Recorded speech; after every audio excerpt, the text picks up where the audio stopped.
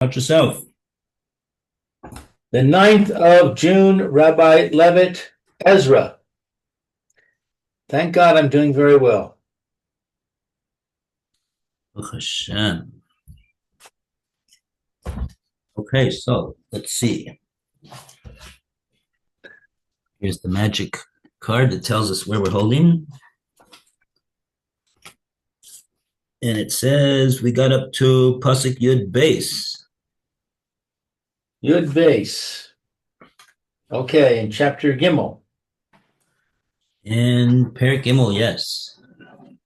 Rabim me hakohanim v'halaviim v'rashei ha'avos hazikenim asher ra'u es habayis harishon v'yasdo ze habayis be'eneihem bochim b'kol gadol v'rabim bisruah v'simcha l'harim kol. Okay, so let's see, 12. Excuse me. Yes. But many of the elder Kohanim, Levites, and heads of families who had beheld the first temple on its foundation wept loudly when this temple was before their eyes, while many who had not seen the first temple raised their voices in shouting for joy. So the people who saw the first temple, they were sad because the first temple was so much better than the second temple. Yeah. The people who hadn't seen the first temple were happy because the second temple was still very great. Yeah. All right, let's see what the commentary says. On its foundation, the translation follows Rashi. This is an idiom meaning when it still stood. However, Ralbag, Ibn Ezra, and Mitsudos relate the word Yasdo to the following phrase. Many who had beheld the first temple wept loudly when they witnessed, quote, the laying of the foundation, end quote, of the present temple. When this temple was before their eyes, Malbim explains the word be'eneihem, literally with their eyes, as referring back to the first phrase as well. Many who had beheld the first temple with their eyes wept loudly when they behold this temple with their eyes. Okay, they wept, literally would weep. They would weep whenever they beheld the new temple, according to Rashi. Rashi deduces this apparently from the usage of the present tense. Bochim are weeping, rather than the past tense. Bachu, wept. The present tense suggests constant weeping. Various explanations for the causes of the weeping are given. Rashi and Mitsudos indicate that the elders wept because the second temple was not as large as the first. Ralbag states that the stones used for the new foundation were smaller than those of Solomon's temple, though the size was the same. Rabbi Yeshaya Mitrani explains that the disappointment with the new temple was of a more general nature, for the second temple was like nothing compared with the first. This remark is based on the passage in Haggai. who is left among you who remembers this temple and its original glory? It is not, is it not like nothing in your eyes by comparison? The Midrash, Psikta Rabasi, states that the divine presence did not rest upon the second temple as it had upon the first. Yoma elaborates, the following were present in the first temple, but lacking in the second: the ark with its covering and its cherubs, the heavenly flame, which miraculously kept the altar firewood burning, the divine presence, the sacred spirit of prophecy, according to Rashi, and the Urim and Tumim. While many, Yeah. while many who had not seen the first temple raised their voices in shouting for joy,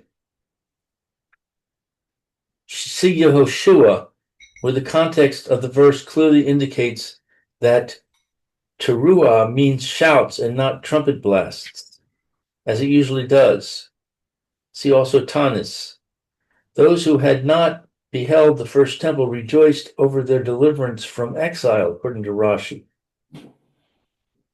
In Rashi's opinion, the returnees named above were exiled from the Holy Land with Zerubbabel, who then were the settlers who had not beheld the first sanctuary and now rejoiced. Oh, who then were the settlers who had not beheld the first temple and now rejoiced?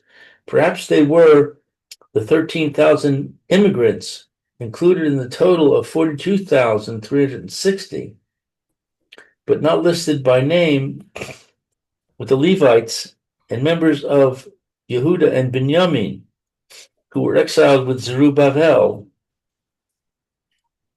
Rashi's comment indicates that the shouting for joy was not for the founding of the temple, as the context of the entire chapter implies, but in reaction to the deliverance from exile. This novel interpretation is based evidently on the contrast between the final phrase of this verse and the closing words of the preceding passage. The previous passage ended by stating that the singing and shouting were upon the laying of the foundation of the temple of Hashem.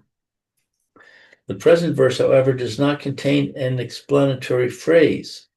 This omission apparently prompted Rashi to conclude that the motivation for the shouts of joy mentioned in our verse was not the laying of the foundation, but the deliverance from exile.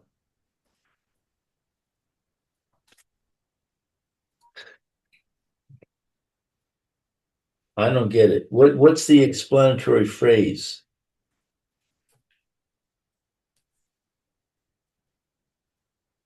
Uh,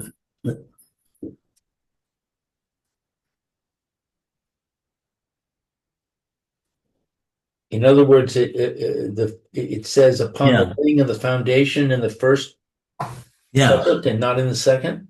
Right. It's clear in the first, it's clear in the verse 11 why it was that they were having great shouts of praise, because it mentions the laying of the foundation of the temple. Right. But in the second, then in the Yud base, it just says that first mentions that there was many who had beheld the first temple who wept loudly,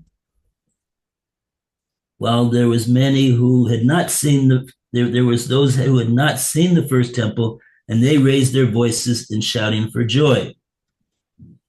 Right. So in other words, Rashi wanted it to say in the second, in verse 12, he wanted it to say the laying of the foundation in order for him to say That's Yeah, that's what they're timing. Um,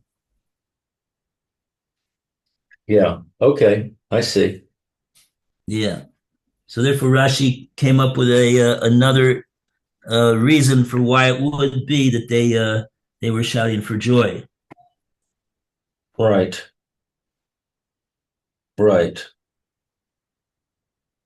It also would seem to me, although nobody seems to mention it, that um, in verse 12 it says the laying of the foundation of the second temple. So if they're laying the foundation of the second temple, then it hasn't been built yet. So they can't be rejoicing because it's so wonderful because they're not seeing it yet.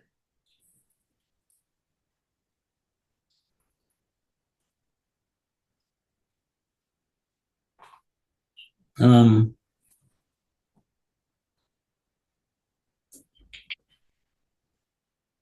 yeah, what is happening over here?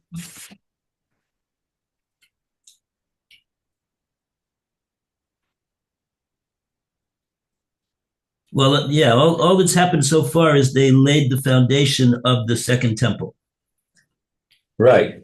And that's what they were burst into a great shout of praise upon the laying of the foundation. Right. But now the question is in verse 11, why are they sad? They haven't they're not seeing the second temple. They're just seeing the foundation. Are they making a judgment based on the foundation that it's not going to be as good? Oh, that's interesting. Maybe, in other words, um, in other words, they don't see a fully built temple at this point. Right. So it wouldn't seem that they would know at this point anything about the miracles that are not there, or the grandeur of the structure, or the size of the rocks, anything. They wouldn't know any of that stuff yet. Well, this is the comment at the Dibur Maskil Bochim, the top comment on the left, that they translated in past tense, but really it's more correct to say that it's the present tense. And Rashi says they're not. It wasn't that they were uh, weeping at that time, but they would they would weep. They are weeping, and then that you could say that that was they were weep. They were they they are weeping, meaning when they see the whole temple in its finished state, that it's nothing compared to the first temple.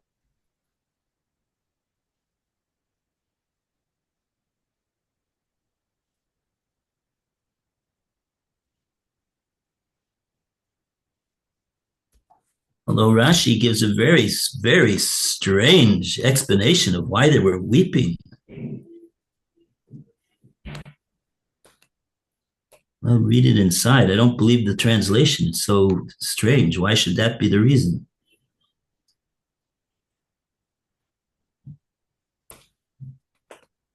Um, doesn't look like they have a. I don't. I'm not finding a divra maskil for the word bochim. Uh huh.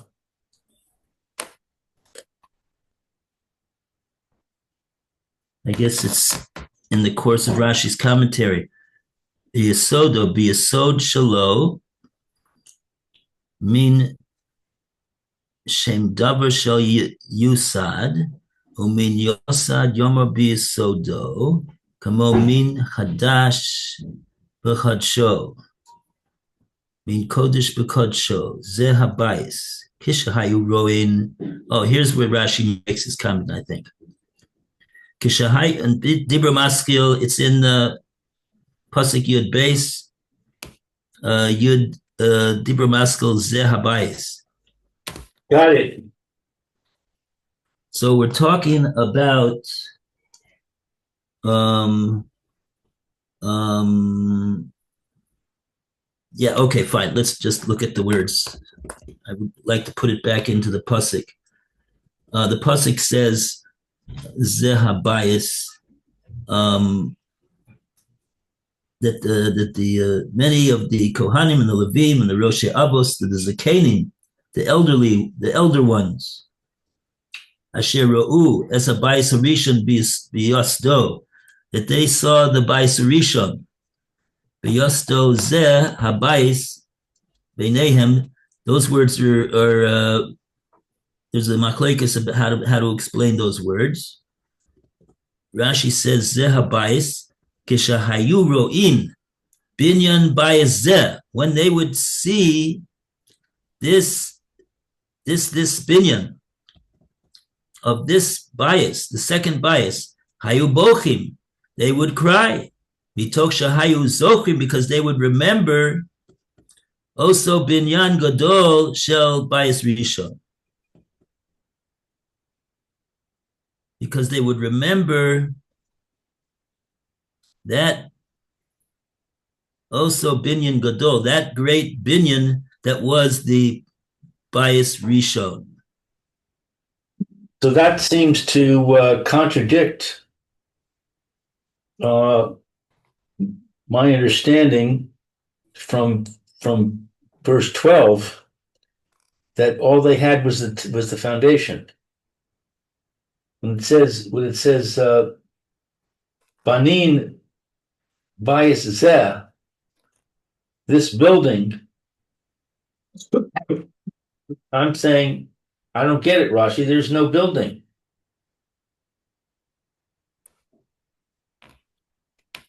Yeah, so Rashi is addressing himself to that question. Rashi's saying that you see from this pasuk that they were, the language is bochim. The art scroll is making a big deal out of that. Right. Bochim. They were in the habit of crying whenever they would see the binyan that was this bias, the second bias, they would cry, meaning that they would. We're not talking about just the event of the laying of the foundation that they were crying.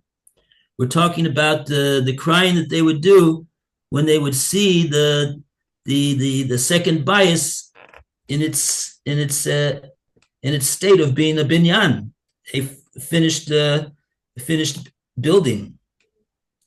That's when they would cry. Maybe Rashi's bothered exactly by your question. And so therefore he says that we're not saying that they cried at that point. They were crying, although it would seem that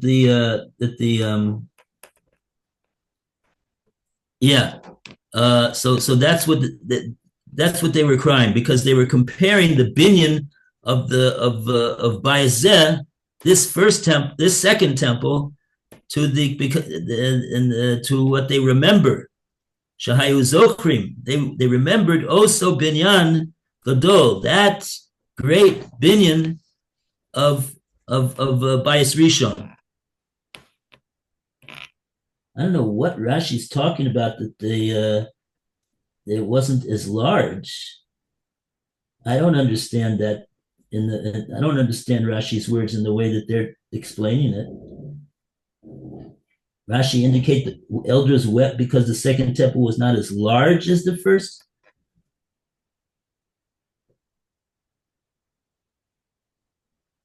Yeah. The word gadol here doesn't mean in terms of physical size. It means in terms of, like the other commentators are explaining. It didn't have all of the nisim that the second one, the first one had.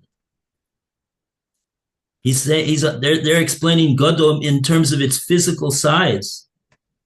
It's a very strange way to explain the Rashi, in my humble opinion. Right.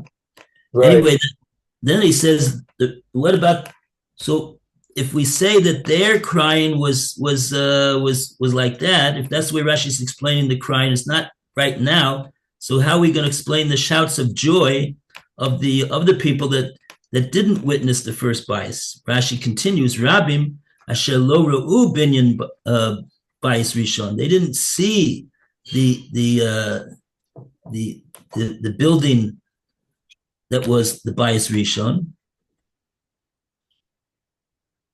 Hayu smechim, they were happy. Umarin besimcha b'kol gadol mirov simchason. They were very happy. Why were they very happy? Mirov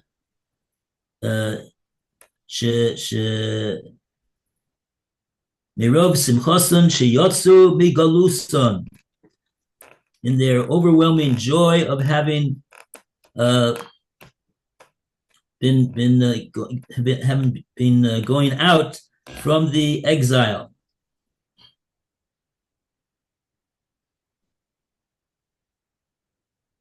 So they're not happy about the building. They're happy that that they're doing the building process because it indicates that they've been redeemed.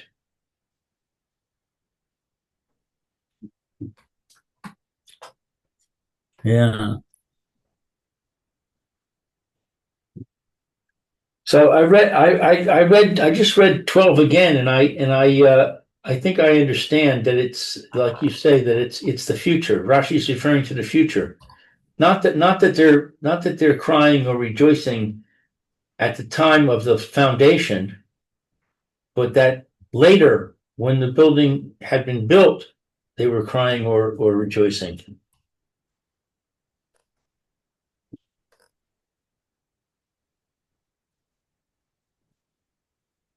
Yeah.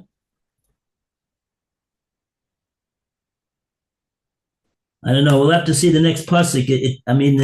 It would see. I mean, the simple understanding of pasuk Yud Beis, you would think would be that it's contrasting two totally opposite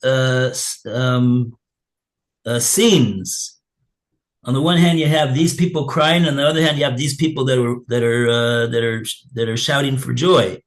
It's the pasuk by putting them together in the same pasuk.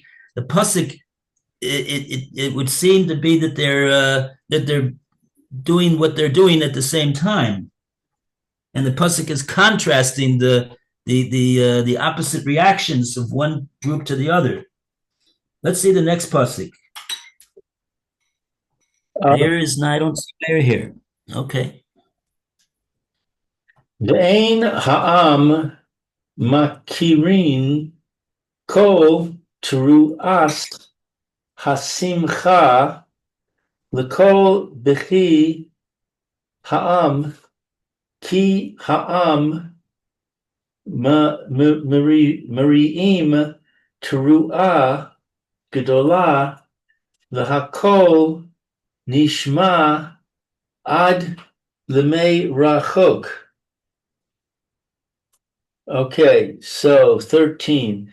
The people did not notice the sound of the joyful shouting because of the sound of the people's weeping. Although the people shouted with great shout, and the noise was heard from afar. Very confusing. Well, that definitely seems to indicate that it was happening at the same time. Yeah. Yeah. Let's see, because of the sound of the people's weeping, the sound of joyful shouting was not discerned because of the greater sound of the weeping, according to Rashi. This interpretation is supported by the Talmud's observation in Truma that the sound of the weeping was louder than the sound of rejoicing. From this, the Talmud deduces that the elders who had beheld the first sanctuary and therefore wept outnumbered those who had not witnessed the first temple and now rejoiced. Malbim proposes another approach. Neither the sound of the weeping nor that of the rejoicing could be distinguished. He renders the translation, the people could not distinguish the sound of the joyful shouting from the sound of the people's weeping.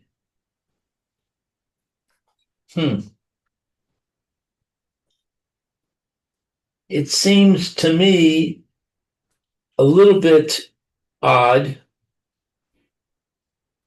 that the sound of weeping would be so loud. I mean, the sound of people shouting for joy is very loud. People are shouting very loudly. But when somebody cries, he tends to be more quiet. So, I mean, if there was really, really a huge difference in the number, that the weepers were 10 times as many as the rejoicers, I guess, then this explanation might work. But otherwise, it seems a little bit strange to me. Yeah. Okay, so weiter, although the people shouted with a great shout, and the noise was heard from afar. The translation follows mitsudos. The shout refers to the joy, while the noise refers to the weeping, which overpowered the sounds of rejoicing. Rashi renders ki, for, or since, rather than although, since the rejoicers only raised a great shout, but the clamor of the weepers was heard from afar. Oh, that's interesting. The sounds of rejoicing could not be discerned. Malbim, differing from both Rashi and Mitsudos, translates Mari'im Teruah, the sound of a trumpet blast, as in Viha'a Varta Shofar Teruah. You shall sound a broken blast of the shofar, from Vayikra. The people sounded a trumpet blast powerful enough to be heard from afar, which overpowered the sounds of rejoicing and of weeping, so that neither could be discerned.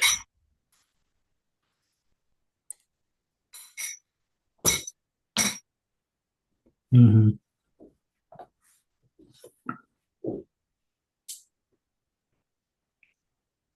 So it's a little bit unclear exactly what's going on here.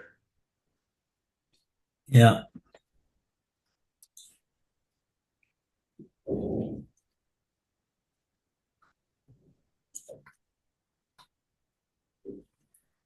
All right, weiter. Okay. Vishma'u Tarei Yehuda Uvin Yamin Ki V'nei Hagolah Bonim Heichal Lashem Elokei Yisrael. The enemies of Yehuda and Binyamin heard that the people of the exile were building a sanctuary for Hashem, God of Israel.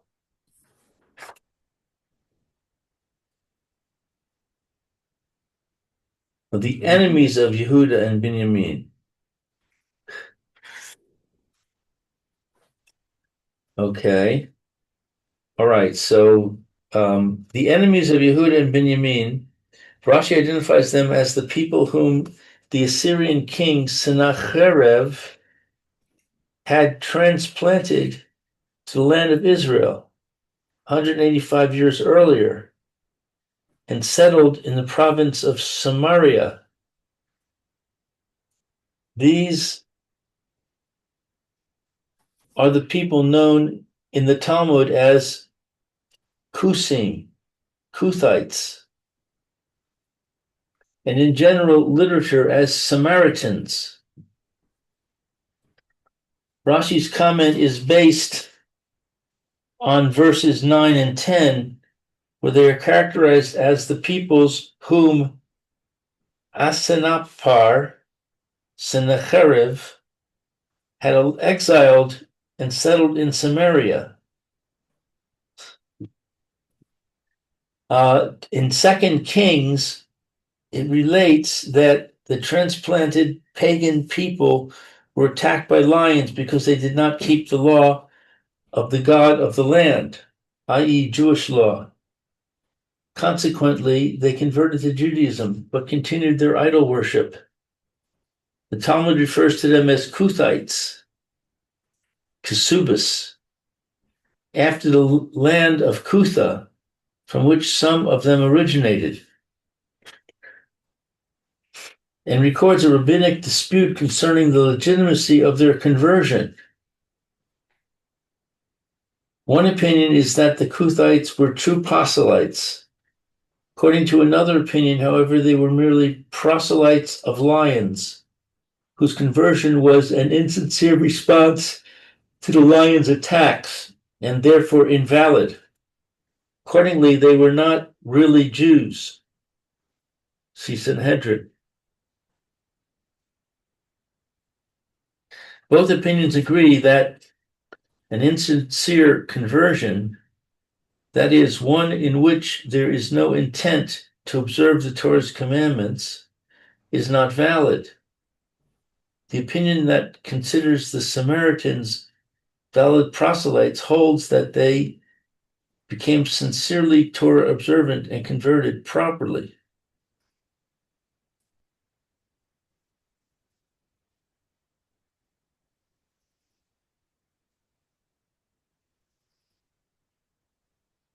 Okay, that's verse 1. Okay, bet. Where's bet? Vayig Shu El Zerubbabel Ve'el Rashi Ha'avos Vayomru Lahem Nivneh Imachem Ki Chachem Nidrosh Lelokechem Velo Anachnu Zovchim Mimei Esar Chadon Melech Ashur HaMa'aleh Osanu Po. Okay, they approached Zerubbabel and the heads of the families and said to them, "Let us build with you, for like you, we will seek your God. It is to him that we have been bringing offerings since the days of Esar-Haddon, king of Assyria, who brought us up here."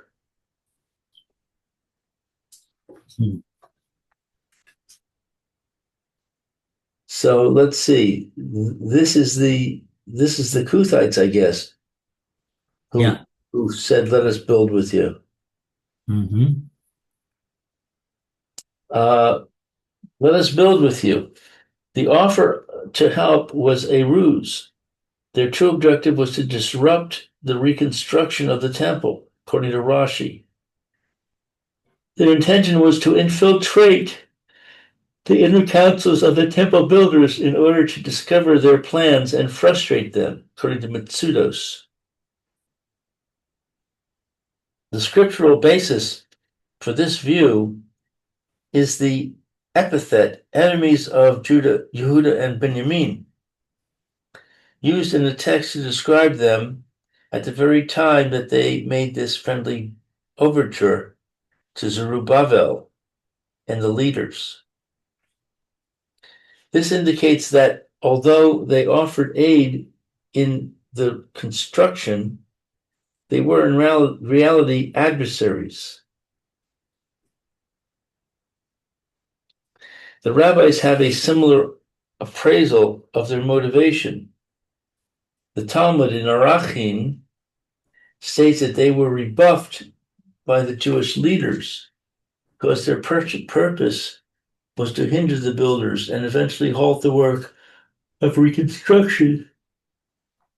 In addition, Sifri in Ha'azinu states that the passage, I shall return vengeance upon my enemies, from Devarim, refers to Hashem's intention to punish the Kuthites, of whom it is written, the enemies of Yehuda and Binyamin heard that the people of the exile were building a sanctuary. Clearly, Sifri feels that the enemy's offer to help was deserving of God's vengeance.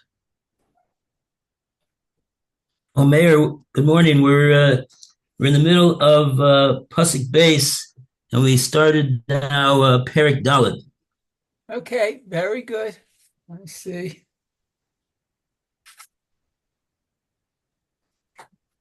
I'm reading the commentary. Okay. Shir Hashirim Rabbah also alludes to the enemy's negative intentions. We're talking about the Kuthites. On the verse there, I arose to open for my beloved. It declares, I arose to answer Cyrus's call to build a temple for Hashem. But the non-Jewish nations did not respond similarly, i.e., their true intentions were destructive. For like you, says the Kuthites, we will seek your God. It is to him that we have been bringing offerings. The verse is read, velo, to him. We have brought offerings, but written, velo, we have not brought offerings. Both statements are true. We have brought offerings to him, Hashem, and have not brought offerings to anyone else. The Samaritans claimed to worship Hashem exclusively, according to Ibn Ezra. Malbim disagrees. Although they gave preeminence to the God of Israel, they also indulged in idolatry, as portrayed by 2 Kings, which describes the pagans whom Sennacherib had brought to Samaria. They, the heathens, feared Hashem, but they worshipped their own gods. They now wish to join the Jewish people in the practice of this dual worship, hoping to entice them by stressing the favored status of the Jewish God with the statement, it is to him that we have been bringing offerings, i.e., mainly to him. Esar Hadon was Sennacherib's son and successor, as related in Isaiah. It happened that he, Sennacherib, was worshiping in the temple of his god, Nosroch. His sons, Adramelech and Sarezer, struck him, and Ezar Hadon, his son, reigned in his place. Huh. Wow. So he killed his father.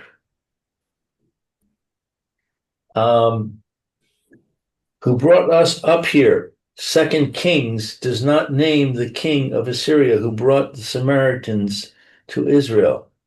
Verse 10 below states that the king who brought them to Samaria was Asenapper, identified by all the commentators as Sennacherib. Rashi, Rabbah, Metzudos.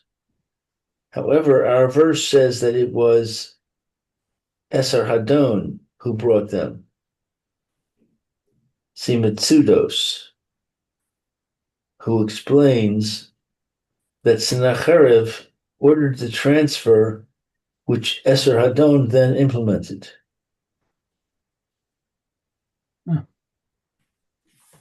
Okay, so this was what we said in the pasuk base, that the Kusim came to Zerubbabel and the other leaders of Klal Yisrael and said, "Let's work together. We want to work together with you to help build the Beis Hamikdash." So let's see now what the response of Zerubbabel and the other Jewish leaders is to this offer. And we go to Meir, verse 3, Pasuk Gimel, on page 36. Says, Vayomer Lahem Zerubbabel, V'Yeshua U'Sha'ar Rashi Ha'avot L'Yisrael, Lo Lachem, V'Lanu Livnot Bayit L'Elokeinu, Ki Anachnu Yachad Nivneh LaHashem Elokei Yisrael, Kasher Tzivanu HaMelech Koresh Melech Paras.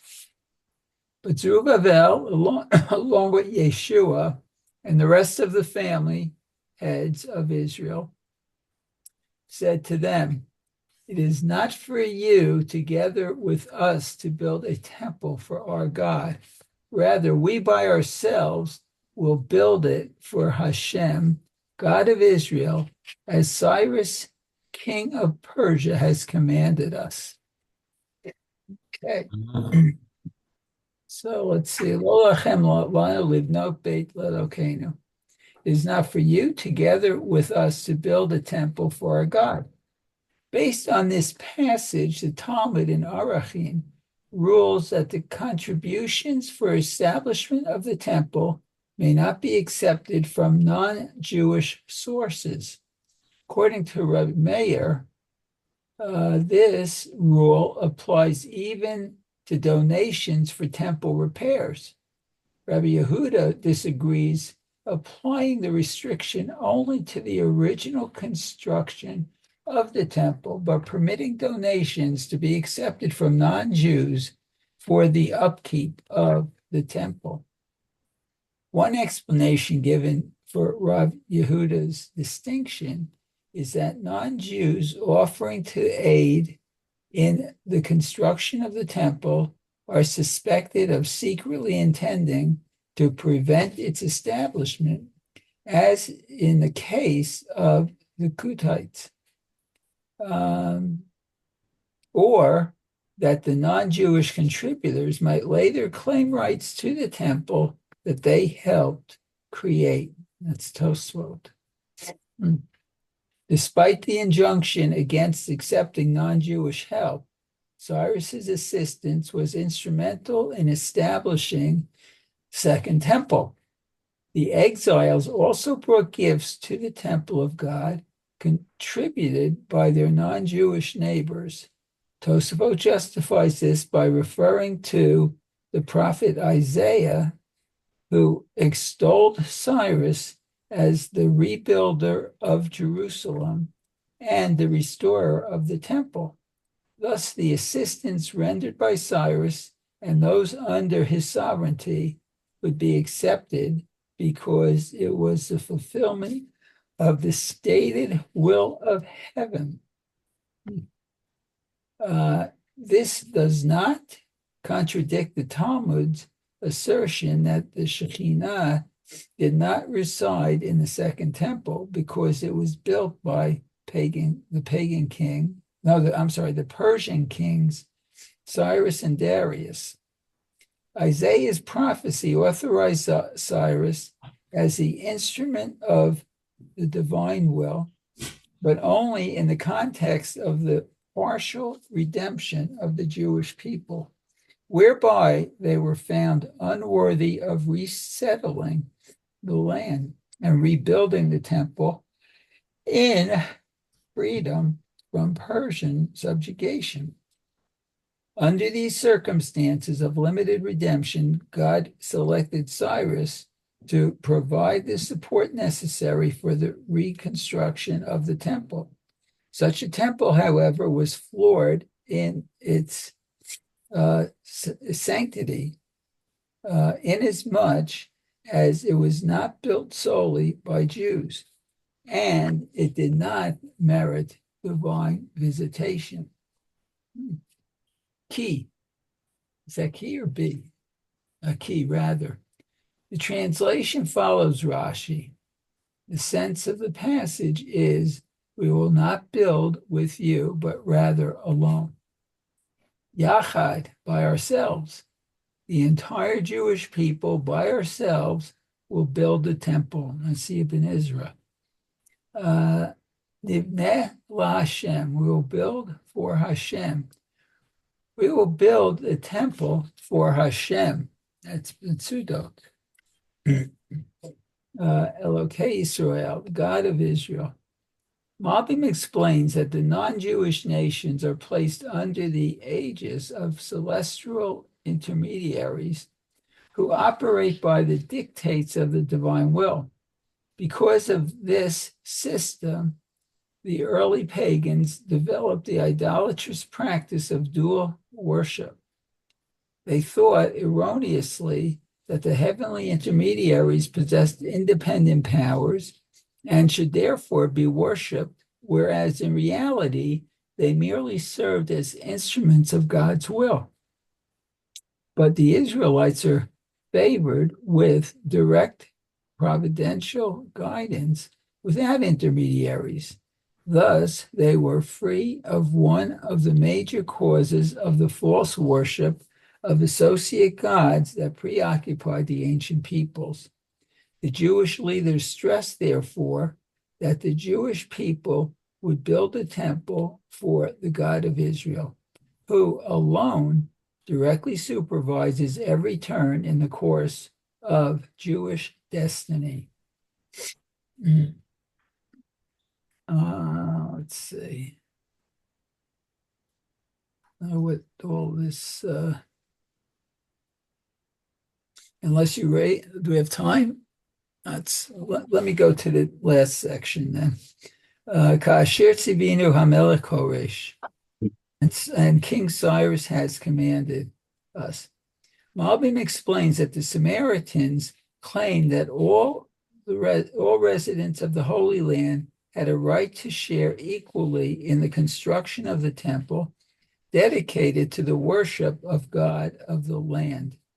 In response, the Jewish leaders cited Cyrus's proclamation, wherein it was explicitly stated that the temple would be rebuilt for the worship of God by the Jewish people of Israel, and not Jewish, by the people of Israel, but not by the pagan inhabitants of the land.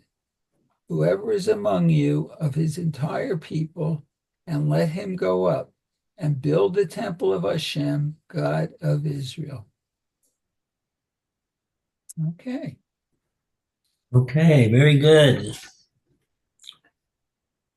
Good, Meir. Thank you, Rabbi. Yeah. Okay, have a great day, Mayor. Okay, thank you so much. All the best. We'll be back. Okay.